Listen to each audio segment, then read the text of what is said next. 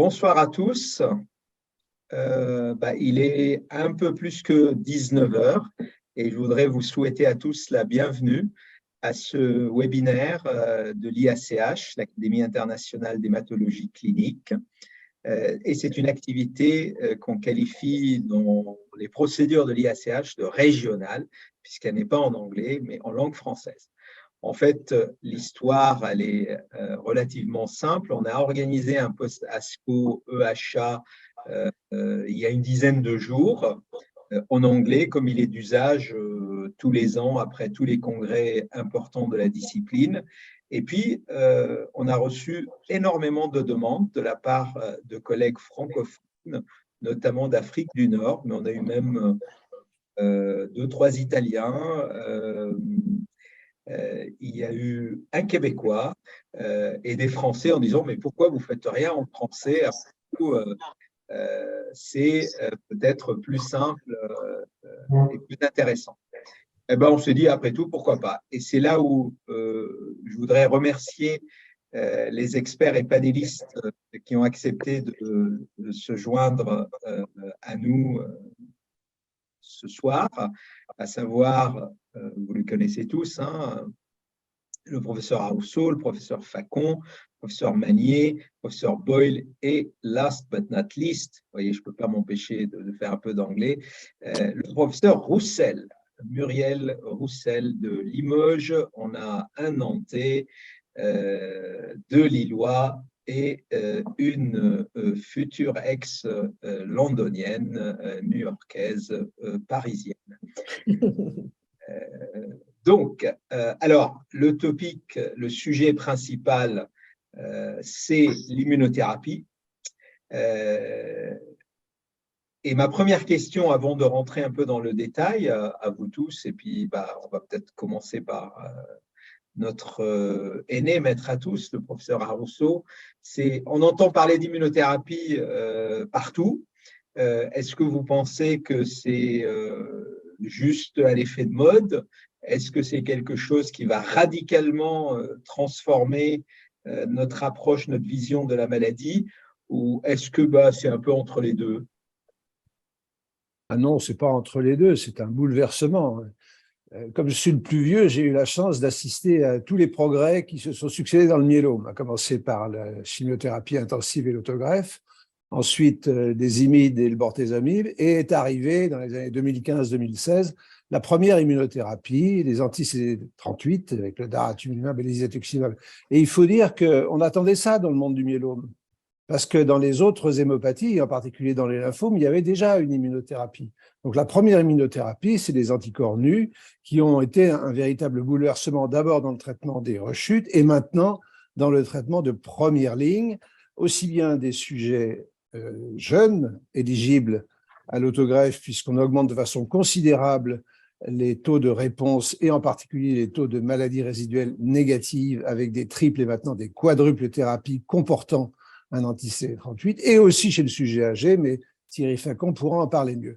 Alors, ce qui est extraordinaire, c'est que ça ne s'est pas arrêté là, et on a maintenant une nouvelle vague d'immunothérapie avec 3 types de produits, les ADC, les anticorps liés à une toxine, mais qui sont un peu en retrait, me semble-t-il, pour une efficacité moindre, pour l'instant en tout cas, et une toxicité pour celui qui a été validé, qui est très désagréable, la toxicité oculaire. Et puis donc 2 autres formidables avancées, les CAR-T-cells qui sont arrivés dans le myélome, après est arrivé dans les LAL et dans les lymphomes, et les anticorps bispécifiques qui sont aussi arrivés dans le myélome avec des anticorps qui ciblent les CD3 et une cible sur la cellule du myélome.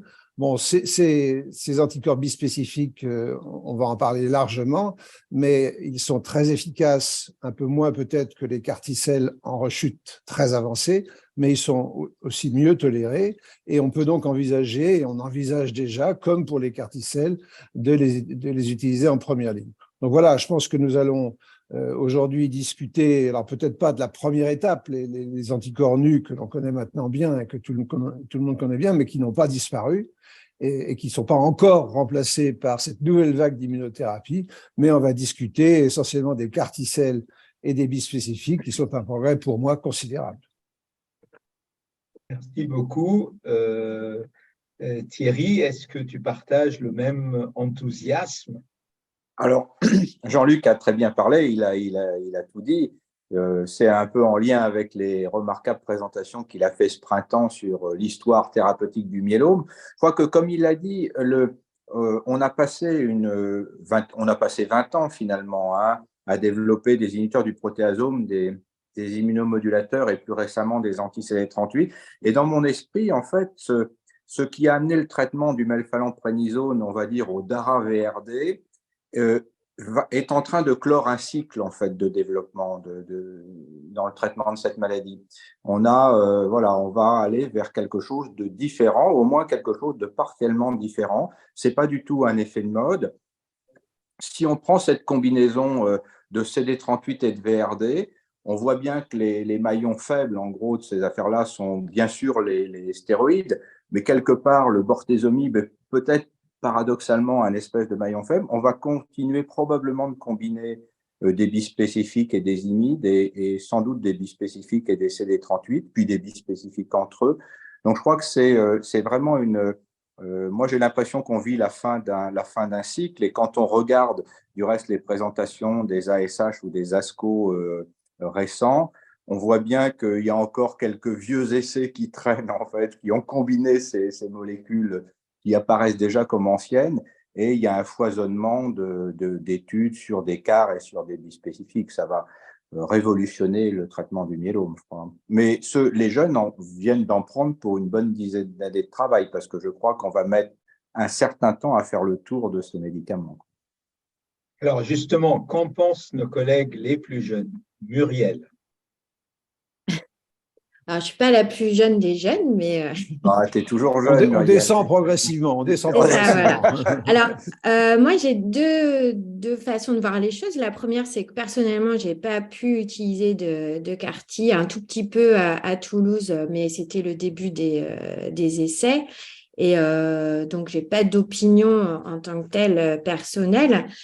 Ce que je vois, c'est que c'est quand même un petit peu frustrant quand justement on n'a pas accès au CAR-T-cell de voir les résultats, soit de CARTITUDE, soit de KARMA, parce que ça donne des résultats qui sont assez extraordinaires, et surtout des patients qui ont des effets secondaires potentiels initiaux pendant la réinjection et la période un petit peu d'hospitalisation, mais maintenant la plupart des gens, je pense, sont en ambulatoire.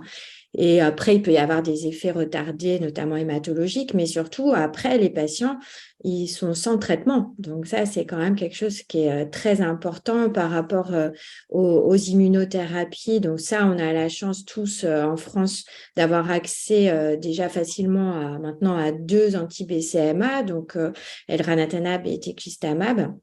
Et c'est vrai que c'est des produits qui sont assez facilement utilisables, d'autant qu'on a déjà eu le blinatumomab, donc on a l'habitude un petit peu de gérer les effets secondaires des bispécifiques.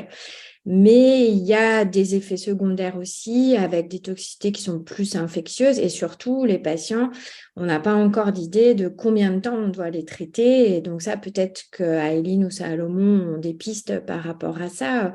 C'est vrai que c'est 2 traitements, alors on va dire, qui ciblent à peu près les mêmes cibles, mais qui n'ont pas du tout la même, la même optique. Il y en a un où on peut arrêter et l'autre où on doit continuer, mais on ne sait pas combien de temps. Et on sait que les patients nous demandent, mais quand est-ce qu'on arrête? Eh bien, justement, on va rentrer dans le vif du sujet et on va parler, et tu l'as bien résumé, même si on râle souvent en France, on a quand même la chance d'avoir accès actuellement à un construit CAR qui est l'IDCEL, et puis le nombre de slots a augmenté ces dernières semaines, mais on a également accès à 2 anticorps bispécifiques T-cell engager contre le BCMA, à savoir l'elranatamab et le teclistamab, qui les deux ont eu des présentations et des données consolidées, je dirais, avec un suivi plus long, jusqu'à 15 mois, voire plus, lors de ce congrès de l'EHA et de l'ASCO. Donc, question, Salomon, quel est aujourd'hui l'état des résultats? On va commencer par les bispécifiques et puis après on passera au carticelle si vous voulez bien, parce que c'est les deux grandes familles, on va dire, d'immunothérapie, même si peut-être on verra à la fin, si on a un peu de temps, on parlera peut-être des innate immunity engagers, on parlera peut-être des CELMoD qui vont venir, qui quand même malgré tout jouent sur le système immunitaire. Donc Salomon, quel est le résumé de l'état de l'art en matière de bispécifiques actuellement, que ce soit teclistamab, elranatamab et même d'autres qui ne sont pas encore disponibles en France? Oui, bonsoir Mohamed, bonsoir à tous. Donc c'est un résumé, mais c'est une actualité qui a été, c'est vrai, très riche parce qu'en effet, ça fait l'objet de beaucoup de présentations à la fois à l'EHA et à l'ASCO. Donc dans les principaux messages qu'on peut donner, en effet, on a eu 2 mises à jour pour les bispécifiques BCMA-CD3 les plus avancés et auxquels on a accès aujourd'hui. C'est le teclistamab dans l'essai Majestic 1 qui était mis à jour. Alors c'est intéressant parce qu'il y a 23 mois de médiane de suivi, donc c'est l'anticorps bispécifique pour lequel on a le plus de suivi médian et donc le plus d'informations. Bon, les taux globalement, les taux de réponse étaient de 63%, ça n'a pas changé. Les patients qui répondent de façon profonde. Il y a une médiane de survie sans progression qui était de 11,3 mois, là non plus, ça n'a pas changé. La médiane de survie globale a été mise à jour et elle est de 21,9 mois, donc dans une population de patients qui est évidemment lourdement pré-traitée. Ce qui était intéressant aussi avec cette mise à jour, c'est qu'on a plus d'informations aussi sur le profil de tolérance et de toxicité de ces médicaments, avec notamment évidemment un point d'intérêt particulier sur les infections, parce qu'aujourd'hui c'est ce avec quoi il faut qu'on apprenne sans doute à gérer avec ces anticorps bispécifiques. Et donc, on a eu le taux d'infection qui est assez élevé, c'est vrai, dans Majestic 1, avec ce long suivi donc, de quasiment 2 ans, qui était de 80%, dont 55% de grade 3-4. Ce qui était intéressant de noter quand même, c'est qu'il y avait beaucoup, et c'est vrai que ces essais ont été faits en plein pic de pandémie de Covid, il y avait beaucoup d'infections de Covid. Donc, c'était 21% de grade 3-4 de Covid et 10% même de grade 5, malheureusement, de Covid dans cet essai Majestic 1. Donc, ce qui représente une bonne partie des infections les plus sévères dans l'essai. Voilà, alors on a beaucoup de choses à dire sur le plan des infections, des prophylaxies, d'adapter les doses, etc. Mais ça, on y reviendra peut-être. Et puis le deuxième essai qui a été mis à jour par Mohamed d'ailleurs, et l'essai Magnétisme 3, donc qui est cette phase 2 qui étudiait l'efficacité et la tolérance de l'elranatamab, l'autre anticorps bispécifique BCMA-CD3, auquel on a accès. Il n'y a pas encore d'approbation, mais il y a un programme d'accès précoce et donc on peut l'utiliser en pratique. Et donc, on a eu une mise à jour avec 15 mois, 14,7 mois de suivi médian pour cet essai de phase 2 chez des patients là aussi en rechute avancée. Donc, c'est les mêmes taux de réponse, 61% de taux de réponse global, et là aussi, quasiment tous les patients qui répondent ont au moins une très bonne réponse partielle. Et puis, pour la survie sans progression, la médiane n'était pas atteinte à ces 14,5 mois. Alors, on est juste à la médiane puisque le taux de PFS était de 50,9%. Donc, voilà, on peut estimer que sans doute, c'est à peu près 15 mois la médiane de PFS dans cet essai Magnétisme 3, ce qui est tout à fait intéressant. Et puis là aussi, on a eu un peu de détails sur le profil de tolérance, toxicité, dont les infections, qui étaient de 70%, dont 40% de grade 3-4, avec un profil similaire, des infections bactériennes, mais on a vu aussi des infections virales et même quelques infections fongiques. Voilà pour les 2 principales communications. Et puis, pas mal de mises à jour. On a eu aussi le Regen 54-58, pour lequel on a eu des mises à jour. L'Anuctamab a été représenté. Et puis, on le disait il y a un instant, alors on peut y revenir après ou maintenant, tu nous dis, Mohamed, les combinaisons d'anticorps bispécifiques que l'on a eu, avec notamment la combinaison de teclistamab et talquetamab. Alors, le talquetamab, c'est l'anticorps bispécifique qui cible GPRC5D et CD3, une autre cible assez spécifique des plasmocytes. On sait que la problématique là, c'est qu'elle est aussi exprimée au niveau des follicules pileux, de la peau, des phanères, et puis de la muqueuse endobuccale. Et donc, l'essai Redirect 1 est un essai qui combinait ces deux anticorps bispécifiques. C'est le premier essai qui combine deux anticorps bispécifiques, donc c'était attendu avec beaucoup d'intérêt. Là aussi, c'est une étude de phase 1-2 qui s'intéressait à des patients en rechute avancée. Et on a vu des taux de réponse sont tout à fait remarquables, puisque 96% des patients à la dose cible répondaient, là aussi quasiment tous en réponse très profonde, au moins très bonne réponse partielle ou mieux. Donc vraiment remarquable. Une médiane de survie sans progression qui était tout à fait intéressante aussi, puisqu'elle était de 20,9 mois, avec y compris des résultats intéressants dans une sous-analyse. Alors ça ne concerne pas beaucoup de patients, mais chez des patients qui avaient des atteintes extramédulaires, et on voyait aussi des taux de réponse importants et des médianes de survie sans progression de 10 mois, mais quand même assez intéressant pour cette population de patients très difficiles à traiter.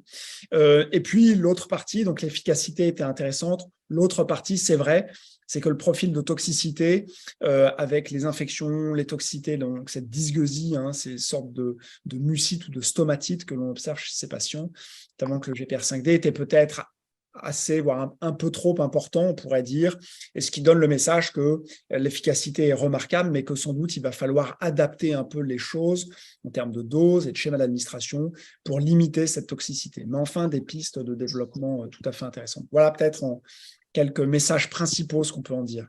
Non, c'est magnifique, Salomon. Alors, on va parler à la fois de l'efficacité et de la sécurité, et tu as déjà fait allusion à l'efficacité, par exemple, dans le sous-groupe des localisations extramédulaires avec les combinaisons. Et là, je me tourne vers Aileen, qui a travaillé quand même beaucoup sur la génomique et puis les hauts risques, les bas risques, les risques intermédiaires, tout ce qu'on veut. Est-ce qu'aujourd'hui, avec ces bispécifiques et peut-être aussi avec les CAR-T-cells, on va en parler, on a des indicateurs, parce que avec les médicaments qui vont prendre la retraite bientôt, selon Jean-Luc et Thierry, on disait oui, par exemple, les hauts risques cytogénétiques, il faut des inhibiteurs du protéasome, les standards les imitent, c'est bien. Est-ce qu'avec maintenant les immunothérapies, ces distinguos sont relevants en disant ça c'est plutôt pour le haut risque, ou finalement l'immunothérapie c'est agnostique au risque? Donc, je pense qu'il va falloir qu'on revoie un peu notre définition du risque. Donc, le risque dans le myélome, on a toujours considéré que c'était un patient qui ne bénéficiait pas d'une avancée thérapeutique. Et là, ce qu'on voit pour la première fois, c'est des patients qu'on considérait classiquement des patients à haut risque qui vont répondre. Et donc, probablement qu'il va falloir qu'on change, avec l'arrivée de ces nouvelles données, notre définition du risque et comprendre en fait quels vont être les déterminants. Et donc, il y a des déterminants qui sont évidents, la présence ou l'absence de la cible. Donc, on a des données de génomique concernant des CMA, on a des données d'épigénétique également, des données d'expression, on a énormément de pistes pour pouvoir trouver d'autres facteurs de réponse et qui vont probablement être intégrés dans d'autres modèles pronostiques.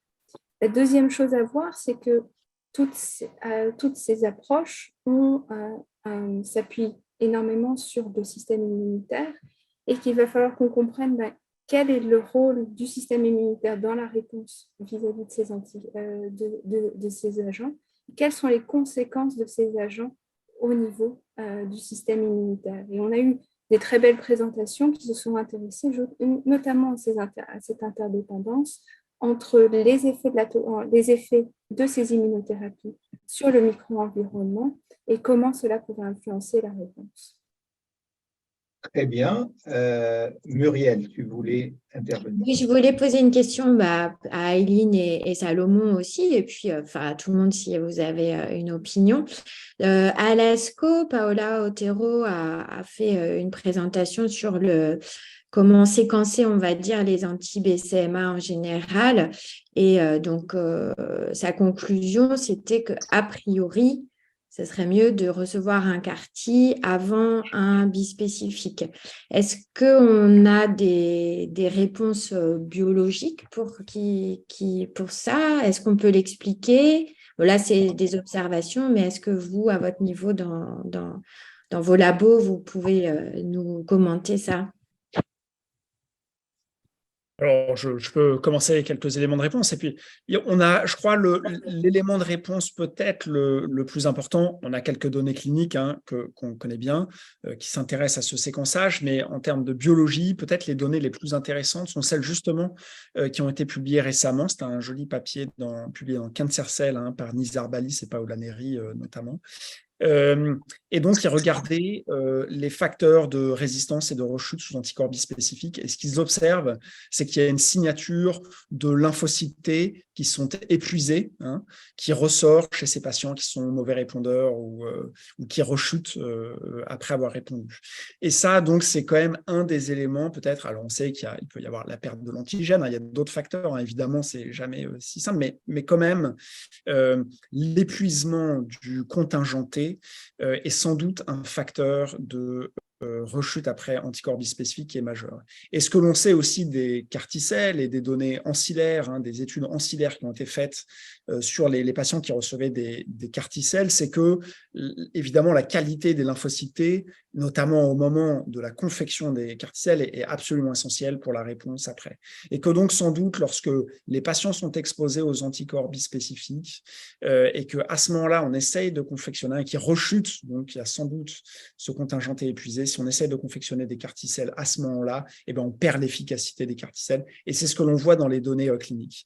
Dans les données même de vie réelle, d'IDCell, qui avait été publié par le US Consortium, nos collègues américains, il montrait que justement le washout, l'interruption entre la fin des anticorps bispécifiques et la confection des CAR-T-cells était aussi importante. Alors, on mettait un cut-off à 6 mois, et c'était vraiment dans les 6 mois, les résultats étaient les plus mauvais. Si on s'espaçait un peu, on retrouvait un peu d'efficacité, mais c'est vrai que peut-être le message aujourd'hui, c'est de dire si on a la possibilité de choisir, autant faire les CAR-T-cells d'abord.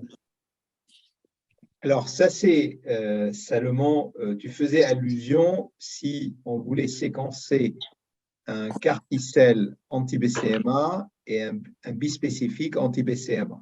Et c'est vrai qu'on a l'impression, même de manière empirique, et les malades veulent les CAR-T-cells avant les anticorps, même si dans la vraie vie, jusque-là, mais peut-être les choses vont changer avec le nombre de slots qui augmente. On aura peut-être plus de CAR-T-cells avant les bispécifiques. Mais s'agissant de 2 anticorps bispécifiques ciblant des antigènes différents, par exemple, on a des anticorps bispécifiques contre GPRC5D, on a aussi moins fréquemment vu le FcRH5, et puis le fameux BCMA. Ma question aujourd'hui, pour vous tous, au regard de ce que vous connaissez, de ce qui a été décrit, on sait que le BCMA est quand même une molécule qui est au cœur de la prolifération plasmocytaire, alors que peut-être le GPRC5D est un peu plus marginal et dont l'expression se perd plus facilement que le BCMA dont a besoin la cellule. Alors, je ne sais pas, Thierry, quel est ton feeling? Je sais qu'on n'a pas d'études contrôlées pour répondre à ça, mais un feeling. Alors, je ne suis pas un immunologiste. J'ai entendu, comme nous tous, que la perte du GPRC5D pouvait être plus fréquente, plus rapide, et donc que ça pourrait avoir un jour des implications thérapeutiques. Il y a aussi j'ajouterais à ça qu'il y a aussi des données de tolérance. Par exemple, quand on dit les anti-GPRC5D ont cette toxicité muqueuse, cette dysgeusie, la peau, les fanères, etc. Après tout, quand on dit ça, on dit que ce ne sont pas forcément des médicaments prescrits sur des durées longues. Et par exemple, si on prend la cible GPRC5D, compte tenu de la toxicité qui est liée à la cible et du fait que la cible peut se perdre plus facilement, moi je dirais que les GPRC5D devraient être préférentiellement des CAR-T GPRC. Une fois quand la cible est là, et on peut probablement à un moment s'assurer que la cible est bien là, et la toxicité, on l'affronte une fois, et après, la toxicité n'est plus là. Donc, ça pourrait avoir des… il n'est pas dit que selon les différentes cibles, il pourrait y avoir un choix qui soit plus en faveur d'un CAR versus un bispécifique, et ça pourrait avoir aussi des implications sur les durées de traitement. Et puis, il va aussi y avoir tous les efforts d'identification des gens. Voilà, on parle des dosages de BCMA solubles. Enfin, quels vont être des biomarqueurs qui vont permettre de dire finalement cette cible-là doit être considérée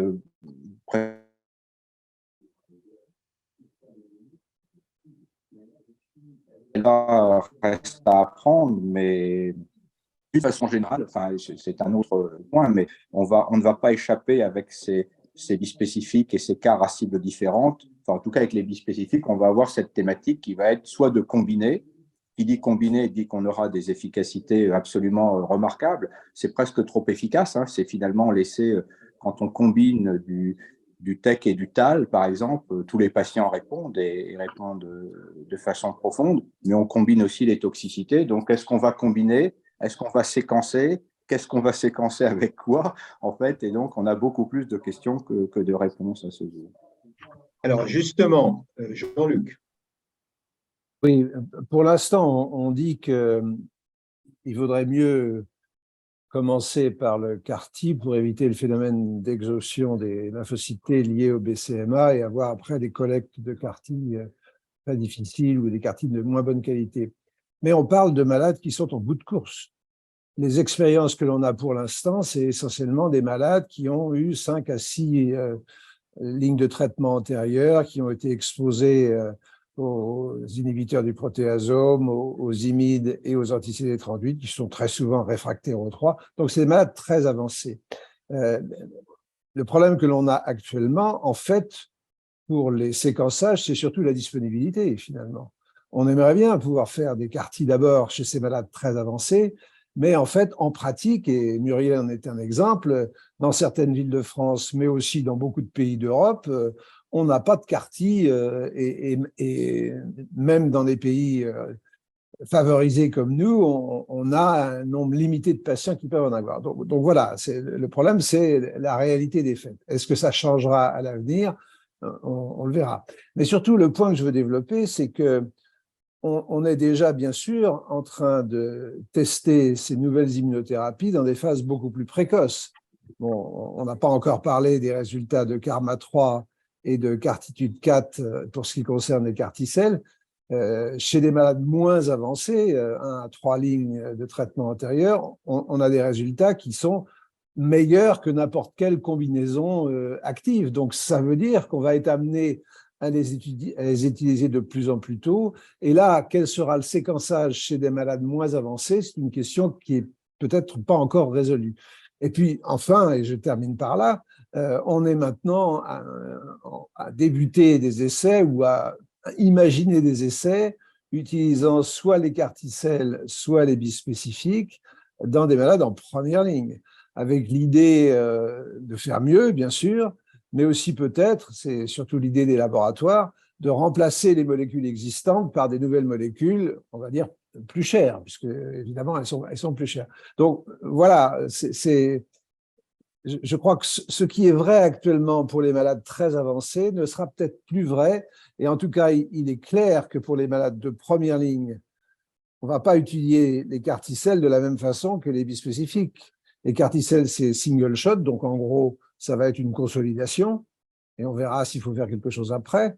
Mais quand on voit que dans CARTITUDE 1, la médiane de survie sans progression est de 3 ans. C'est quand même exceptionnel. Alors, je ne sais pas si elle sera supérieure quand on les dit en première ligne, parce que c'est d'autres questions. C'est la survie des CAR-T. Est-ce qu'ils survivront aussi longtemps quand on les… D'ailleurs, je poserais bien la question à Salomon et à Eileen. Est-ce que les CAR-T-cells utilisés plus tôt vont vivre plus longtemps que les CAR-T-cells utilisés comme dans CARTITUDE 1 ou CARTITUDE 4? En tout cas, dans d'autres maladies, c'est pas le cas. Difficile. difficile de répondre, hein, mais c'est vrai qu'on en revient toujours à ce même concept que meilleurs sont les lymphocytes T à l'origine et meilleure sera l'efficacité, la réponse, alors peut-être la persistance. Dans les essais CARTITUDE, il n'y avait pas de corrélation pour l'instant qui était observée, mais c'est vrai que tous les patients répondent très bien. Mais il n'y avait pas de corrélation entre la réponse et la persistance. Mais peut-être qu'en première ligne, hein, pour obtenir des durées de réponse très prolongées, la persistance va être un élément important, hein, ça c'est possible. Pour l'instant, en première ligne, dans les essais qu'on programme, on choisit soit l'un, soit l'autre. Soit les CAR-T en conso, on va dire, soit les bispécifiques en conso prolongée, on va dire, un conso pour plusieurs mois, voire traitement continu, mais avec, et c'est toi qui le prônes d'ailleurs, avec des espacements beaucoup plus longs de façon à éviter la toxicité infectieuse à long terme. Mais on ne fait pas les deux, hein. Non, absolument. Alors, justement, ma question peut-être à Aileen et à Muriel, et puis à vous tous, on oppose, j'ai l'impression, les immunothérapies cellulaires, donc les CAR-T, mais il peut y avoir des NK-CAR bientôt, des gamma-delta,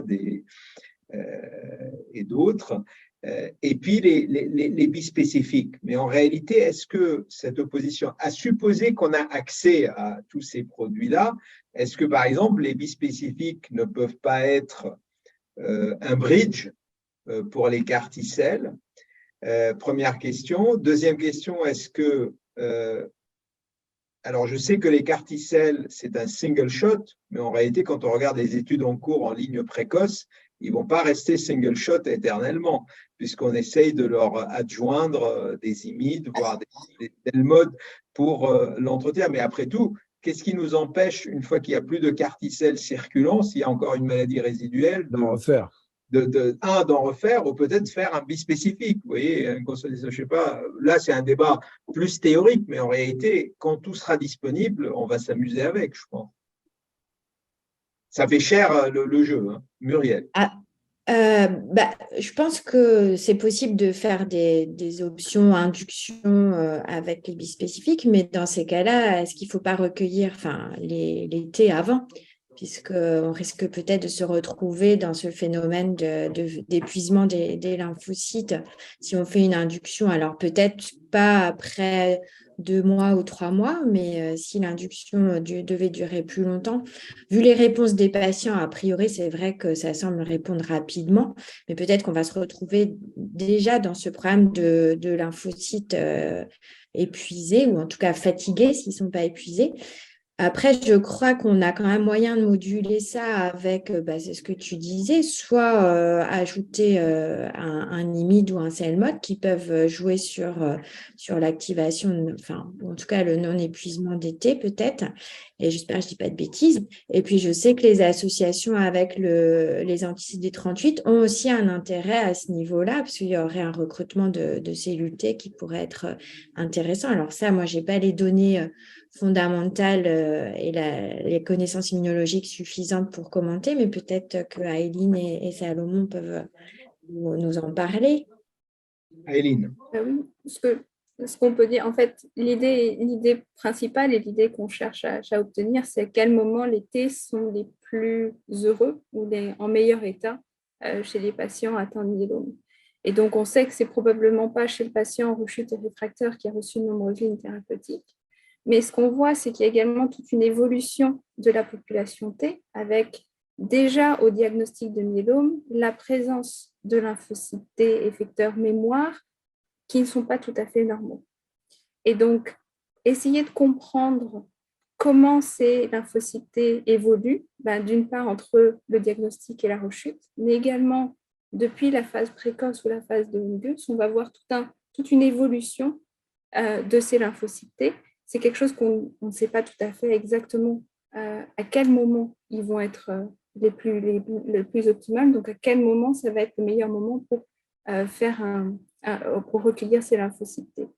Et donc, il y a certaines interdépendances qu'il va falloir qu'on comprenne, interdépendance entre bonne santé des lymphocytes T et présence de tumeurs, bonne santé des lymphocytes T et traitement, mais également d'autres facteurs qui sont liés au patient lui-même, son âge, ses comorbidités et un certain nombre de facteurs qui vont intervenir dans la décision. Et donc, en fait, et ça, c'est tous des facteurs dont on a des pistes au laboratoire, mais souvent, ce qui se passe, c'est qu'on fait des études à un moment T où il se passe énormément de choses, où on a des populations qui ne sont pas forcément très grandes. Et donc, avoir une idée de ce qui se passe dans le temps, dans des grandes cohortes, ça va probablement nous aider à répondre à ces questions du point de vue fondamental. Céline, est-ce qu'aujourd'hui, on a des biomarqueurs pour prédire, je ne sais pas, l'efficacité ou la toxicité des bispécifiques, par exemple, et des CAR-T? Alors, l'efficacité en termes de sous-groupes de malades qui vont répondre mieux que d'autres? Puisque Thierry a fait allusion, par exemple, au BCMA soluble. Est-ce que c'est quelque chose de validé? Donc, comme un marqueur d'échappement, oui, l'expression de BCMA au niveau de la tumeur va être avec un marqueur de réponse. C'est-à-dire, si l'antigène est là, on a des chances, il y a des plus grandes probabilités que le patient réponde, tout en sachant qu'il peut avoir des variations. C'est-à-dire que même si l'antigène est là, on le voit à la surface des tumeurs, il est possible que de par sa conformation, de par l'existence d'une mutation, il ne va plus, bien qu'on le voit, on va avoir des phénomènes d'échappement. Et donc, il y a tous des travaux qui se font, surtout pour les anticorps anti-BCMA, puisque c'est ces données sur lesquelles on a plus de recul, qui se font sur des analyses à la fois génomiques, des analyses du micro-environnement et des analyses sur des marqueurs, des biomarqueurs circulants. Vous avez parlé de l'anti-BCMA soluble, mais il y a toute une flopée d'études qui sont en cours, qui vont s'intéresser à différents autres marqueurs. Peut-être que Salomon, tu peux parler plus. Non, je rejoins ce que tu as dit absolument. Je pense qu'on est proche maintenant d'avoir des biomarqueurs, notamment sur la qualité de la population de lymphocytes, qui seraient applicables en pratique clinique. Le problème, comme toujours, c'est qu'il y a beaucoup d'études qui sont faites dans des centres différents et les définitions par exemple, lymphocytes T naïfs sont toujours à quelques antigènes près un peu différentes et il faudrait reprendre ça de façon groupée avec des larges cohortes et des cohortes de validation pour pouvoir définir quelque chose qui serait simplement applicable en pratique clinique. Mais je pense qu'on va y arriver quand même, on n'est plus très loin, on a de plus en plus d'informations. Alors justement, on a pas mal parlé de bispécifiques et encore une fois, on est ravis, on ne va pas s'en plaindre qu'en France, on en ait deux, le Tecli et l'elranatamab déjà disponibles et que même le malade dans le centre, entre guillemets, le plus reculé, peut y avoir accès. Donc, il ne faut pas… Ce qui est extraordinaire, c'est que pour le teclistamab, il y a quand même eu 800 patients qui ont eu la possibilité de l'utiliser grâce à l'accès précoce. 800 patients. Enfin, et auxquels vous rajoutez les… il faut rajouter les 200 qui ont reçu l'elranatamab. C'est reparti pour Donc effectivement, on se plaint, et en particulier on se plaint de la Haute Autorité de Santé qui n'évalue pas bien ces médicaments en leur donnant pas des améliorations du service médical rendu suffisant. Pas d'amélioration du service médical rendu pour Cilta-cel, pour IDC l'avant et pour teclistamab. Or, on leur donne un accès précoce en même temps. Ça veut bien dire quand même que c'est des médicaments qui peuvent servir et fort heureusement, ils sont disponibles pour un grand nombre de patients dès maintenant, en France. Alors, justement, puisque on a parlé pas mal des bispécifiques, là, je voudrais passer un peu au CAR-T-cell et ce lymphocyte et son statut de fatigue ou d'épuisement. Alors, je ne sais pas s'il existe une échelle vraiment très précise du niveau de fatigue d'un lymphocyte. Il y a des marqueurs, bien sûr, qui peuvent être plus ou moins exprimés. Mais Thierry, par exemple, a priori, est-ce qu'on serait prêt, puisqu'on l'a fait et on le fait encore depuis des décades, on congèle des deuxièmes greffons autologues et on s'en sert rarement. est-ce qu'il ne serait pas licite aujourd'hui d'anticiper, je vais peut-être exagérer, et de dire il faut peut-être congeler des lymphocytes pour des malades, parce que le malade qu'on fait le diagnostic aujourd'hui, après tout, s'il y a un consensus que le lymphocyte il est dans le meilleur état aujourd'hui, et si on veut gagner dans l'avenir, ou en tout cas penser à l'avenir, pourquoi ne pas garder des lymphocytes? Quel est ton avis? C'est une idée simple et qui me va bien. Le seul truc où elle peut être un peu battue en brèche, pas tout de suite, mais sur le long cours, c'est que si le développement, finalement, le développement des CAR-T-cells, il suit d'une certaine façon le développement des vieux médicaments. Hein, le Cilta-cel et l'Idécel ont été approuvés chez des malades très avancés. La Cartitude 4, ce sont les gens qui ont eu 1 à 3 lignes de traitement et les essais de première ligne sont en route. Donc, à un moment donné, si les CAR sont approuvés en première ligne de traitement, on va se retrouver, enfin, le monde du myélome va beaucoup changer, mais enfin, en théorie, on se retrouve à une utilisation de CAR-T-cell à un moment où les lymphocytes sont plutôt avec un bon degré de vitalité. Mais néanmoins, et de toute façon, on ne fera pas des CAR-T-cell à tous les patients en première ligne de traitement, loin s'en faut. L'idée que certains patients puissent bénéficier dans le futur d'une congélation de lymphocytes, moi, me paraît… Au plan technique, est-ce qu'on pourra faire tout le process qui consiste à modifier génétiquement le TCR sur des lymphocytes une fois qu'ils ont été… On le fait dans le lymphome. On le fait dans le lymphome. Avec des lymphocytes décongelés. Absolument. Et ça marche. On a le temps de le faire, si je puis dire. Absolument. D'ailleurs, c'est une des raisons de succès de ce construit, je ne citerai pas la marque, qui permet en fait de prendre les lymphocytes, de les congeler. Du coup, ça nous donne beaucoup de flexibilité et de marge de manœuvre en attendant. C'est-à-dire, on n'est pas dans des contraintes de timeline, on prélève aujourd'hui, on envoie en frais, on a un retour en frais, etc. Donc, technologiquement, c'est faisable, ça j'en suis convaincu. Alors, il y a une idée très basique à laquelle… moi, quand je vois les résultats de Cartitude 4 et ce que l'on avait avant avec la Cartitude 1, on va dire, je me pose beaucoup de questions sur la performance des CAR-T-cells, la potentielle performance en première ligne. Parce que finalement, bon, on fait 35 mois avec le Cilta-cel chez des malades très avancés.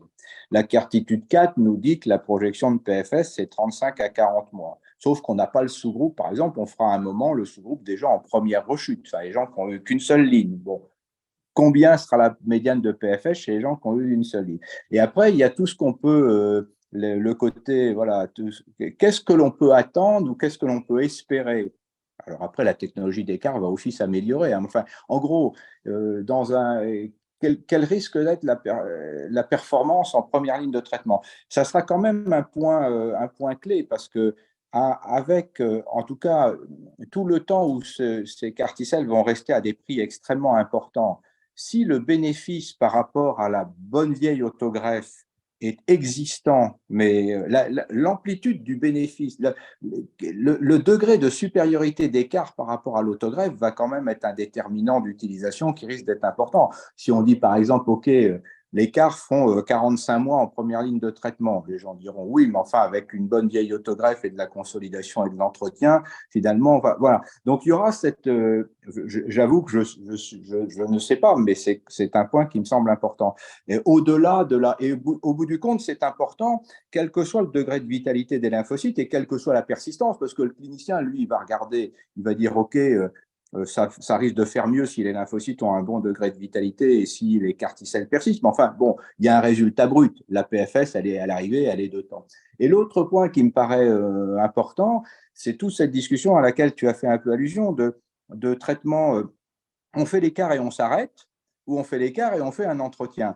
Moi, il me semble que la beauté d'écart, c'est quand même la réconciliation du traitement à durée fixe. En fait, toutes les critiques, et vous savez, toutes les nombreuses critiques que j'ai dû endurer dans ma carrière sur le fait que j'ai été le promoteur des traitements continus. En fait, si on pourrait dire, si on veut interrompre intelligemment un traitement qui était autrefois continu, on fait une séquence de début et puis on fait l'écart et on s'arrête. Et après tout, ça pourrait donner des résultats brillants.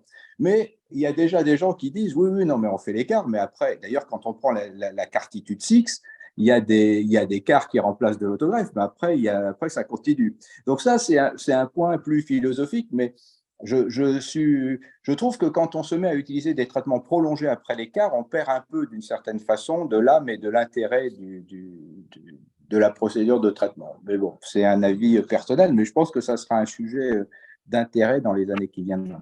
Alors, parmi les critiques, Thierry, puisqu'on va peut-être rentrer un peu plus dans les détails de manière un peu plus fine, tu as mentionné effectivement cette étude Cartitude 4, New England Journal of Medicine, Late Breaking Abstract, session plénière, un hazard ratio fantastique, mais effectivement la PFS, et c'est ce que j'appelle moi à l'ère des immunothérapies, a l'air d'être agnostique, c'est-à-dire on a peut-être l'impression que c'est un niveau d'efficacité constant dans l'histoire de la maladie. Mais une autre des critiques qui a été faite, à tort ou à raison, j'en sais rien, je voudrais votre avis, c'est que le bras contrôle, alors on croit beaucoup dans le Carticel et dans le Ciltacel, mais on n'a quand même pas osé, a priori, mettre dans le bras contrôle une combinaison à base de carfilzomib plus un anti-CD38. Une étude IKEMA, aujourd'hui au long cours, vous donne quand même 44 mois de PFS avec quelque chose qu'on maîtrise bien, isatuximab, carfilzomib, dexaméthasone. C'est peut-être provocateur, mais… Si tu veux poursuivre, enfin, je ne veux pas monopoliser la parole, mais si tu veux poursuivre ce truc provocateur, tu dis, OK, tiens, la première ligne est VRD. Si tu as une première ligne VRD, à la première rechute, aujourd'hui, on va dire que les DKD ou les ISAKD sont d'excellents traitements qu'on va appeler déjà, ils ne sont pas du passé, mais enfin voilà, avec des médicaments classiques. Et donc, Future Old Generation. Voilà, à la première rechute, tu préfères faire un Carticel sur la base de Cartitude 4 à un moment donné, ou tu préfères dire, OK, la deuxième ligne va rester entre guillemets classique, et après tout, un DKD ou un ISAKD va me donner quand même quelque chose de bien. Et on recoupe là, de ce point de vue-là, on retrouve la notion de l'intervalle. Si on croit à la PFS de Cartitude 1, vaut mieux se réserver le Carti pour une rechute ultérieure. Si on a déjà 44 mois avec IKEMA et qu'on a après encore 3 ans avec Cartitude, gardons le Carti pour la deuxième ou la troisième rechute. Donc, ou alors tu rejoins l'idée que ton DKD il est continu et que quand tu fais ton Ciltacel ou ton CAR, les 35 à 40 mois que tu vas voir de PFS de Cartitude 4 sont sans traitement par la suite. Donc en fait, ça glisse à un moment aussi vers une discussion de traitement continu contre traitement one shot ou traitement à durée fixe et courte, quoi. Donc, en fait, chez le malade sans comorbidité, pour en revenir par exemple au sujet âgé, qui est entre guillemets sujet âgé, parce qu'il y a des gens âgés qui sont en pleine forme, qui a 75 ans avec son myélome, on lui fait du DRD, Daral Index, ça nous fait 5 et quelques poussières de PFS. Il est fit, il reçoit son anti-CD38 KD, on en rajoute 4. Et puis on lui fait son cas, on en rajoute, c'est quasiment, on a dépassé l'espérance de vie. Ouais, mais tu peux aussi dire, bon après je vais laisser la parole aux autres, que si tu fais 6 cycles de DRD et un coup de Ciltacel, et si après cette séquence-là, tu es pendant 4 ans tranquille sans traitement, quand tu rechutes, tu as vu assez peu de médicaments de myélome en fait. Et les gens ont eu un intervalle sans traitement qui peut avoir duré 3 ans, 4 ans, peut-être plus, j'en sais rien. Donc, en fait, mais ce sont des discussions intéressantes. Hein. Alors, ça a l'air de donner une idée à Salomon d'un futur protocole, j'ai l'impression. Non, juste un petit mot quand même pour Cartitude 4. C'est vrai, pour prendre leur défense quand même, les anti-CD38 Non, mais c'était pas méchant. Hein, non, bien sûr. Non, mais c'est bien de le discuter de façon critique. Hein. Mais les anti-CD38 KD, c'est vrai, n'étaient pas disponibles quand l'essai a été conçu. Donc, je pense que ce n'était pas tellement la volonté de ne pas avoir ce bras comparateur, mais c'est que voilà, ce qui était approuvé était Dara-Pomdex, Valcat-Pomdex, donc ils l'ont mis en… C'est le premier point. Le deuxième point, quand même, c'est parce que c'est vrai qu'on a beaucoup discuté ça, mais il faut aussi peut-être se rappeler que la population de Cartitude 4 est différente de celle de Candor-Ikema, hein, puisque Cartitude 4, ils sont tous réfractaires au lénalidomide, donc ils sont en progression d'ailleurs quand ils sont inclus, alors que dans Candor-Ikema, il n'y a qu'un tiers des patients. Alors c'est vrai que dans Candor, on a vu que la médiane de PFS de 28 mois était similaire hein, chez les réfractaires ou non réfractaires au lénalidomide. Dans Ikema, le hazard ratio est évidemment favorable pour le bras avec anti-CD38, mais quand même un peu moins important que chez les patients qui sont non réfractaires au lénalidomide. Donc bon, ce n'est pas exactement la même population, la comparaison est rude. C'est vrai que pour moi, ce qui emporte le morceau, c'est le côté traitement unique et intervalle libre. On l'a vu hein, en pratique, ce qui est tellement plaisant pour les patients. Alors, Jean-Luc, une question, parce que je sais que tu dois partir, tu as un autre engagement. Si on a tous ces produits disponibles, y compris les CAR-T, quel est le protocole idéal, parfait, ou en tout cas qui se rapprocherait de la perfection, qui répondrait aux besoins des malades, à la fois en termes de qualité de vie, qui aussi permettrait de concilier un peu les aspects pharmaco-économiques, parce que tout ça, ça a un coût pour la solidarité nationale.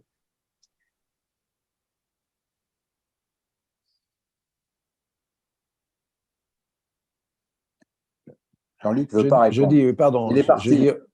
On va finir par le coût, la dernière partie de cette question, puisqu'il est clair que les CAR-T-cells coûtent extrêmement cher et encore plus cher aux États-Unis qu'en France.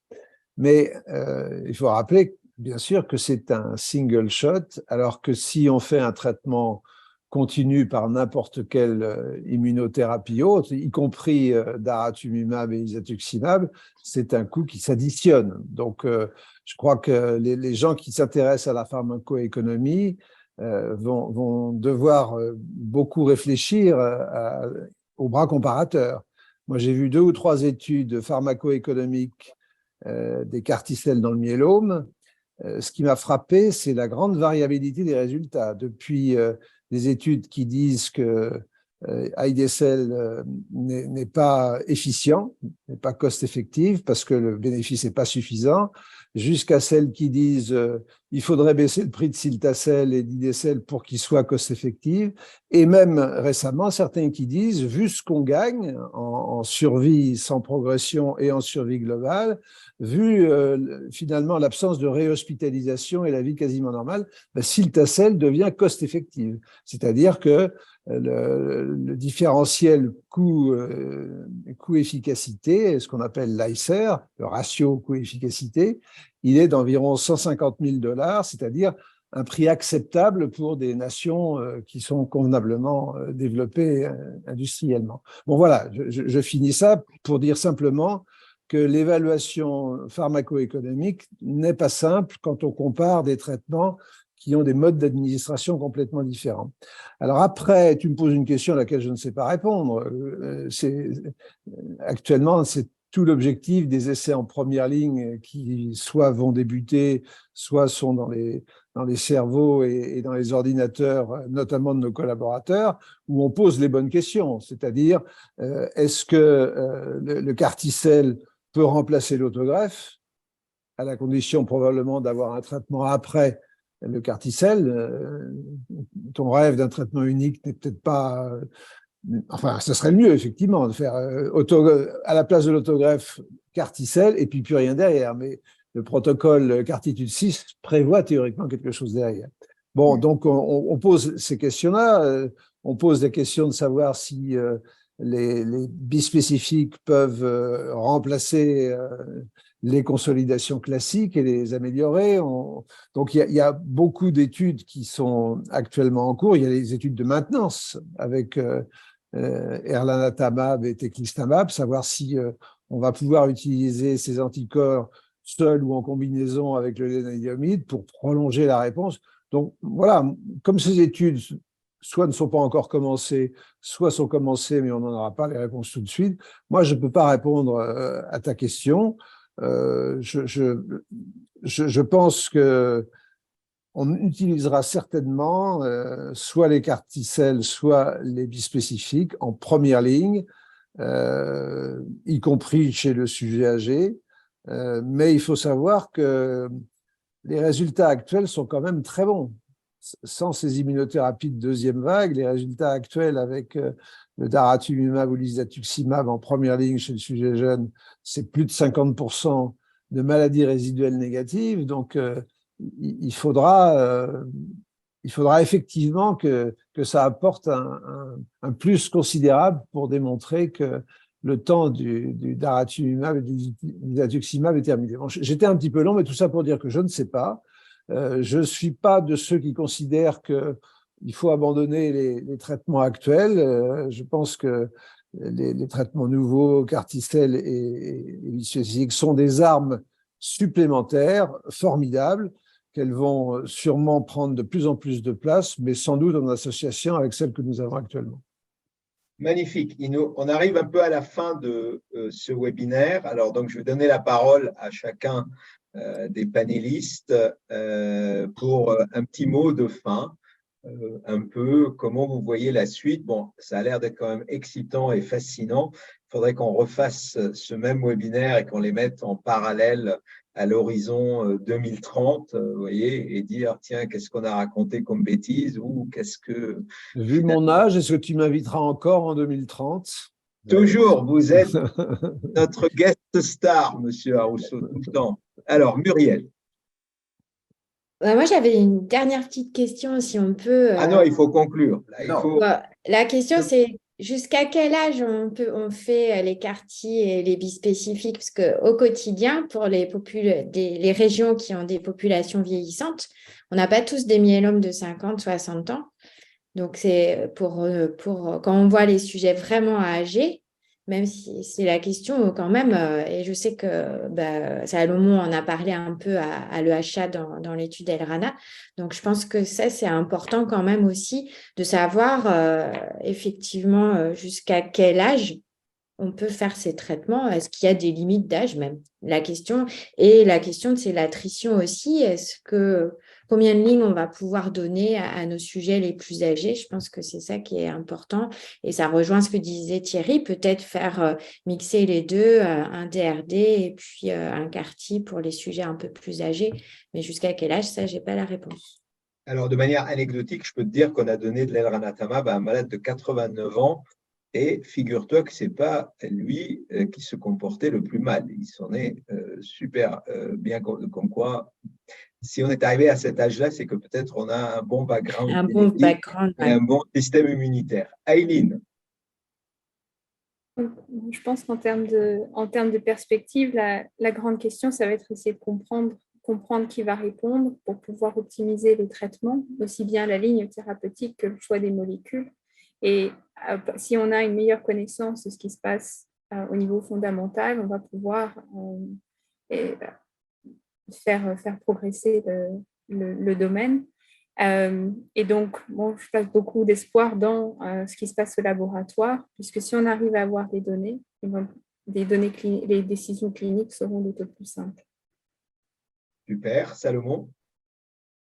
Oui, moi je dirais qu'on a vu à cet ASCO et à cette EHA possiblement la fin d'une première étape qui a été l'étape de développement de ces immunothérapies. Et puis on va rentrer dans une deuxième étape maintenant, on va apprendre à les combiner, à les gérer un peu mieux, à limiter en effet leurs effets secondaires, et puis à trouver leur place véritablement dans les traitements, y compris la première ligne des patients qui ont un myélome. Thierry? Alors, je souscris à tout ce qui vient d'être dit par à la fois Aileen et Salomon. Je crois que, moi, de façon très provocatrice, je dirais que ces médicaments sont presque trop efficaces, en fait. Et c'est parce qu'aujourd'hui, on combine deux bispécifiques chez des gens très avancés, tout le monde répond. Bon, ça, c'est quelque chose. Donc, ils n'ont pas de problème d'efficacité, au moins d'efficacité à court ou moyen terme. En revanche, la façon de les utiliser est extrêmement loin d'être définie. Et ça conduit à… Je suis un peu dubitatif parfois, voire un peu inquiet sur certains schémas d'essais thérapeutiques en cours qui sont allés, à mon avis, très vite, probablement pour des raisons de compétition, mais peut-être aussi un peu trop vite, en fait. Et je crois qu'on a des enjeux considérables qui comprennent à la fois des choses dans le champ de la préclinique, de la compréhension de ceux qui vont répondre, de ceux qui vont résister, etc., mais également dans la gestion des durées de traitement, la gestion des toxicités. Et pour revenir sur ce qu'a dit Muriel, la notion d'éligibilité. J'ai dit l'autre fois à l'EBMT que ce qu'on appelait la transplant eligibility depuis 30 ans, en fait, va être remplacée par la CAR-T eligibility, qui reste à définir finalement. Hein, et donc, jusqu'à quel âge on peut utiliser ces traitements de façon sécurisée pour les malades, ça va également être des questions importantes pour l'avenir. Écoutez, c'est quand même fascinant. A priori, on a, comme disent les Américains, la job security, puisqu'on a énormément de questions à gérer pour les années à venir. En tout cas, j'ai eu beaucoup de plaisir, j'ai beaucoup appris de la part de vous tous. Merci encore. Et encore une fois, je crois, un petit message d'espoir pour les malades aussi qui nous regardent, leurs associations. Tout ça, oui. N'ayez pas peur, n'écoutez pas toujours ce qui se raconte dans les tribunes, dans les journaux, que les malades sont en train de mourir. On s'en sort pas trop mal en France. On peut toujours mieux faire naturellement, mais on ne vit pas dans un monde parfait. Comme on le disait, il y a des carticelles, il y a des slots qui ont augmenté aujourd'hui pour les malades. Il y a du teclistamab, de l'elranatamab disponible. Personne ne peut dire je ne peux pas le prescrire. Donc, c'est quand même pas mal. Merci encore à vous 5 et je vous donne rendez-vous à très bientôt dans une autre activité IACH. Bonne soirée. Merci. Bonne soirée. Merci.